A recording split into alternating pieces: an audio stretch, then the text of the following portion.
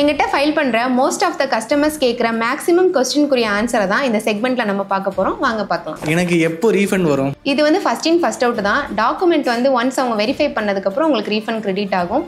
அவங்க வெரிஃபை பண்ண வேண்டியது இருந்துச்சு அப்படின்னா 2 to 3 months ஆகும் ரீஃபண்ட் கிரெடிட் ஆக. நான் ஐடிஆர் 2க்கு பதிலாக ஐடிஆர் 1ல ஃபைல் பண்ணலாமே? நீங்கள் ஐடிஆர் 2ல ஏன் ஃபைல் பண்ணுவீங்க அப்படின்னா நீங்கள் இன்வெஸ்ட்மெண்ட் டாக்குமெண்ட்ஸ் எதுவும் வச்சிருப்பீங்க, அதனால தான் ஐடிஆர் 2ல பண்ணுவீங்க. மேபி அது ஐடிஆர் 1ல பண்ணீங்க அப்படின்னா ஃபியூச்சரில் உங்களுக்கு query வரதுக்கு சான்சஸ் இருக்குது. நியூ ரெஜிமிக்கும் ஓல்டு ரெஜிமிக்கும் என்ன டிஃப்ரெண்ட்?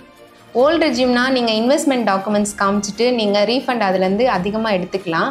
அவங்களுக்கு இன்வெஸ்ட்மெண்ட் எதுவுமே இல்லை அப்படின்றப்ப நீங்கள் நியூ ரெஜிம் சூஸ் பண்ணுறதே பெஸ்ட்டாக இருக்கும். ஜூலை 31 தான் லாஸ்ட் ஃபைலிங் டேட்டா?